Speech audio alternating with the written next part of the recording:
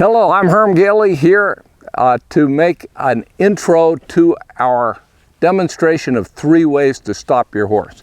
And the reason for the additional introduction is we got the idea to not just show how you start this process on the Colt that we'll show very shortly, but to come back on a more finished horse and show what this looks like on a horse that kind of knows what they're doing. So what we'll do now is demonstrate the 3 ways that you stop your horse: using your voice alone, using your seat alone, using your hands alone, and then maybe stop him one time using all 3 together to show how, when they combine, you've really got a built-in safety factor. So we'll be back with him after you have a look at Slim learning the ropes. Thank you. I'm Herm Gailey. We're here on a nice, cold but pleasant February day, working on some things and making some videos. And one thing that I thought we might include is 3 different ways to stop your horse, to teach your horse to stop. It's always helpful to have more than one button. Then you can combine them, and if you've got all 3, you got 3 chances to get the job done. Now this Colt is pretty green. He's had about 65, maybe 70 rides, sort of scattered out a little bit over time as weather and time permitted. But he's starting to get the idea that he can stop off your hands, off your seat, or off your voice, and that he can combine the 3. He's really quite good about doing it from a walk and a trot. He gets a little stiff and a little confused when he's loping, but again, he's pretty green, so we're building this gradually. So I'm just going to walk him around here a little bit and show you the 3 different ways. And you have to be aware of the fact that you need to isolate these. You have to just work on your voice when you work on your voice. You have to just work on your seat when you work on your seat. You have to just work on your hands when you work on your hands. Especially if this becomes kind of a reflex to you, you're going to have a tendency, if you stop a horse, to come across here and sort of combine the 3, roll your seat, say whoa, and pick up with the reins. Doing this exercise where you isolate those 3 different methods lets you work on them separately. So when you do it, let's say with just your seat, you're going to roll your hips up underneath you. You're going to slide your legs slightly forward and just kind of slouch down in the saddle a little bit. And always hope they back off. I like if they back off a step or 2. But what I'd like to see, and he did it, is that they back off without your taking a hold of their face to make them back off. He should be backing off your seat. Now that builds a couple of nice things in too, besides just the stop. If you do that incompletely, if you're not asking them to stop, when you sort of relax your seat like that, your horse is going to slow down. So this is the beginning of your horse slowing down off your seat. It's the beginning of your seat meaning something when you back up. So without doing anything with my hands, I'm going to just sort of dangle my reins out here. And without using my voice, I'm just going to roll my seat forward, slouch down.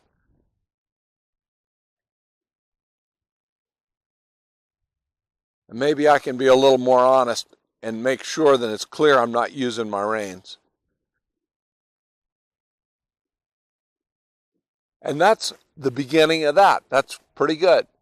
And you can do that out of a trot if you choose to. I don't know that I'm going to get into that too much, but I'll just trot him up here and see how he'll do if I just use my seat on him.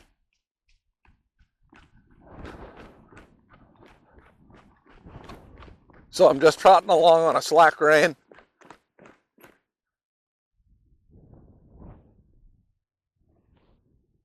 And I took a little slack out, and that's just how reflexive that can be. You're not sure he's going to stop, so you immediately go to your second plan, which really you shouldn't. You should just go along, use your seat. Now you can see that he was not as tuned in and automatically backing up and so on, because you got a little bit more speed and it's just a little more challenging. But that's the building block there for stopping off your seat, which for me is the hardest of the three methods. Now, the easiest is to use your voice, because really the only thing you got to do with your voice is be repetitive and then back it up. So I'm going to stop talking for a minute and then I'm going to say the W word to him. But if you just talk the whole time and then you say that word, a lot of times everything you're saying just kind of jumbles together and they don't hear you. It's just like blah, blah, blah, blah, blah, and then you say another word and it doesn't register. So I'm just going to walk him along, again, on a slack rein, and I'm going to be quiet. Whoa, whoa, whoa, whoa, whoa, whoa, whoa. So that's the goal. You just want him to stop off that word without picking up on the reins, and you're not slouching down in your seat. You're just sitting straight. Your body has no opinion. Your body's not influencing the horse. It's all voice.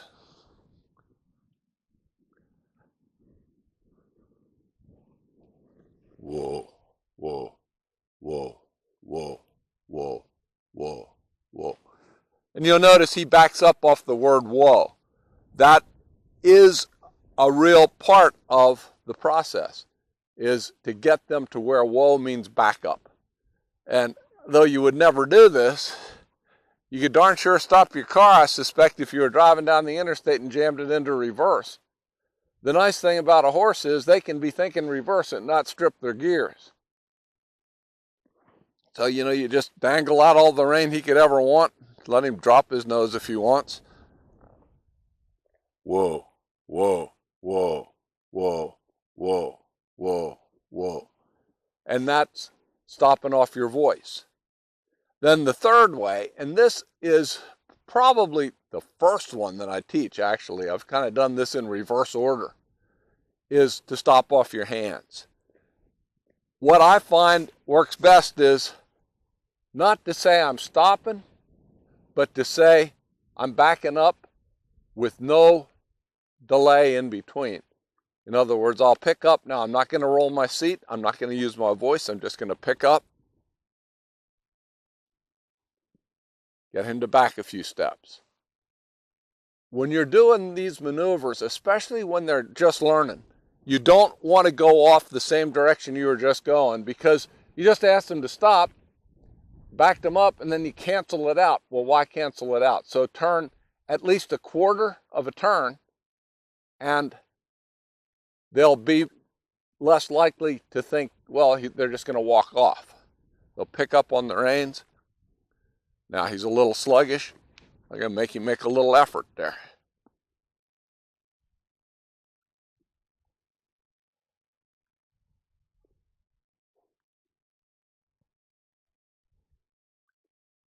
And if you look, as he gets better at each type of cue, he engages his hindquarters.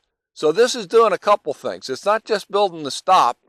It's building things like soften up off your seat, soften to your hands, listen to your voice, which is not a bad thing, but which is probably the least finesse involved. But what you're doing here is building a check on your horse when you're moving forward. So I'm going to pick up, back up, and I want to back just till he softens or until he takes a few steps. But if you look at it as a composite maneuver, if you put it together, then you ride along, you roll you say, whoa, and you pick up with your hands. You ride along, roll your seat, whoa, pick up with your hands. I got a little out of sequence there. The first thing you should do is the word.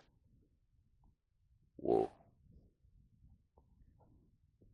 So that's all three of them being used together, which builds in sort of a safety factor. And whether you're going to have this horse ever become a reiner or anything like that, it's just nice to have one that you don't have to beg to stop, that'll do a nice square halt and stay good in your hands.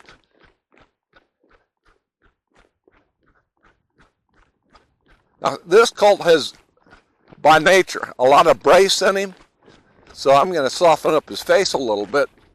But if you watch, I'm checking him and driving him, but because I've done that halt, this sort of half halt works.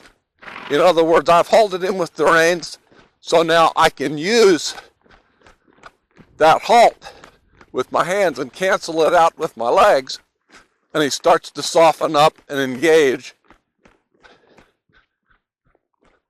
Whoa. And there, he stopped in an engaged way. That also is the beginning of getting your horse a bit collected.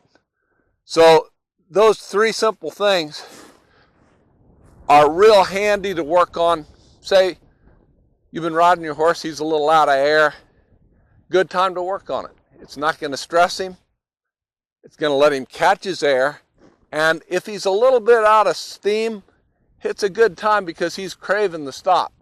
I wouldn't take one right out of the barn first thing and expect that to be real good. Because if they're all full of beans, they're not going to be thinking, whoa. See how that ran together? I said the word, it meant nothing. But they're not going to be thinking of stopping if they're real fresh. Whoa. Whoa. So regardless what you're going to do with your horse, putting those little things on it will make him a nicer horse to ride. So again, I say this, I try to remember to say this every time I make one of these little videos. I'm sure not saying this is the right way or the only way.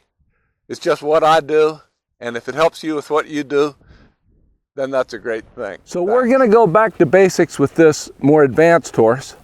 And the first thing we're going to do, and I predict he may be a little sluggish about this because I'm talking, and I made a couple of other clips and I've been talking on him, but we're going to use the W word with him and see if he'll stop just off my voice command. Now, to sort of let him clear his mind, I'm going to stop talking, and then we'll move on to that. And I'll leave him plenty of slack.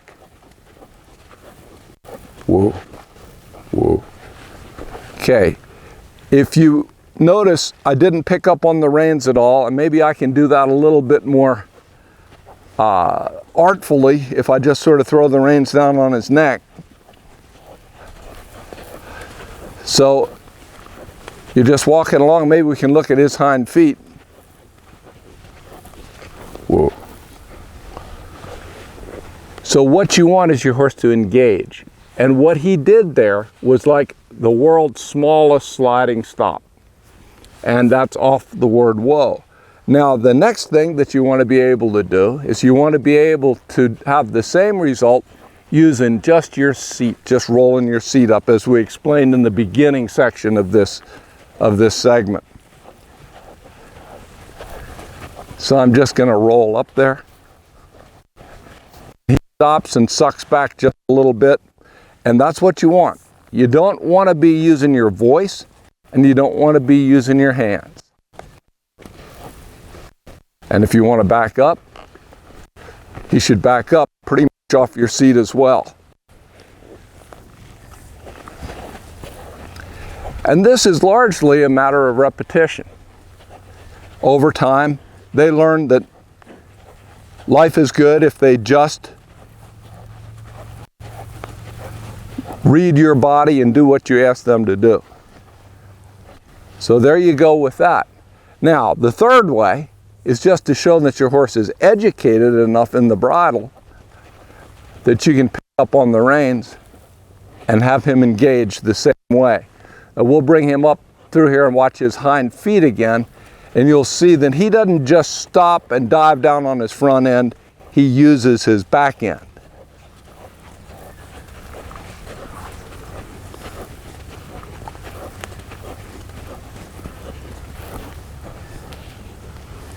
So that's the third way, stopping off your hands on a more finished horse. And you can see how much prompter and more committed he is than the colt we were riding.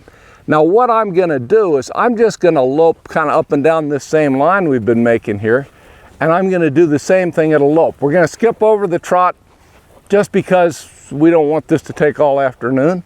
So we'll move up to a little higher degree of difficulty, and we'll start just with our voice.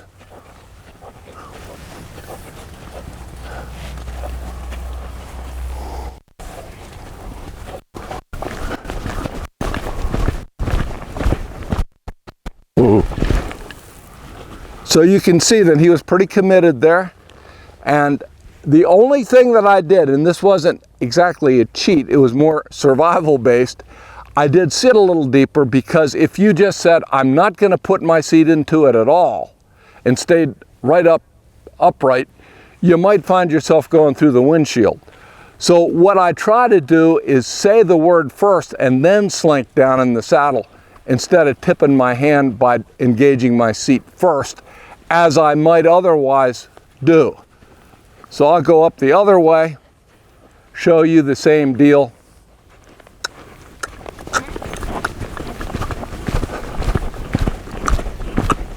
Whoa, whoa, whoa. And there he was a little sluggish, so I'll engage my hands, ask him to try a little harder. Whoa, whoa, whoa, whoa, whoa. And we'll lope him down here again and see if we do better. Whoa. Yeah, and that was more of a real effort. So that's with the hand, or excuse me, with the voice. We can do the same thing with the seat. We'll just lope up here a little way.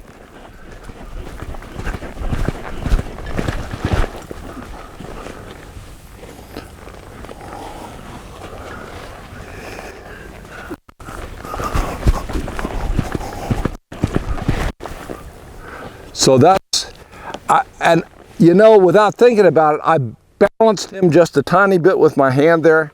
Didn't really influence him, but I was in touch. So it's hard to keep yourself disciplined. And then the third way, of course, whoa, is to simply use your hands, and the other two cues are not involved.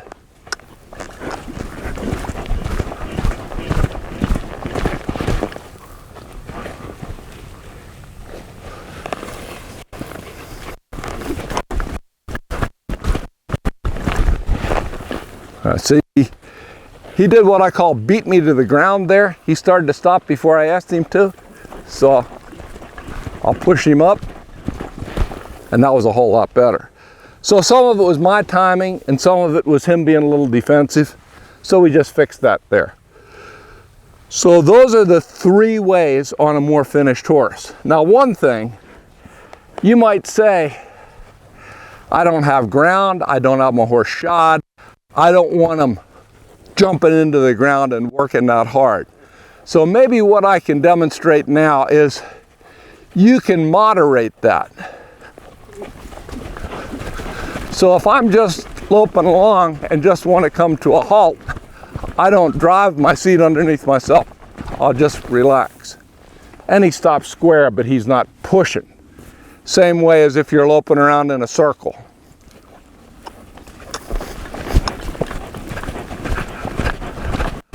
You might just relax a bit. He'll come back and stop without committing to the ground. So if you ask him more definitely, he's going to stop more definitely. So those are some useful ways to have your horse stopping with a combination of cues or a combination of tools. Now, if you were to say, well, what if we just loped up the center and used all three? Well, if you don't stop with all three, then the whole program probably isn't working too well. So let's just see. I'm not going to go too fast because I don't have boots on him. Whoa. So I engaged my seat, my hands, and said, whoa. And he came to a good, relaxed, but pretty committed stop using all three of those. So that's the way this looks on a more finished horse. And I would really recommend putting the seat and putting the hand on your horse individually. Then you're covered for a whole variety of circumstances, and your horse is just more likely to come through for you when you really need him to. So those are just some thoughts about ways you can stop your horse. It's always nice to have one that will stop. They don't have to be sliding a mile. You're out on a slippery trail, that might be the last thing you want. But it also might be nice to be able to stop them and have them committed to stop and not drive forward when you've asked them to come back to you. So that's our thought for today on the stop, and we're going to put some more up on stops later as well. Till then, be good, ride good, feel good. Thank you.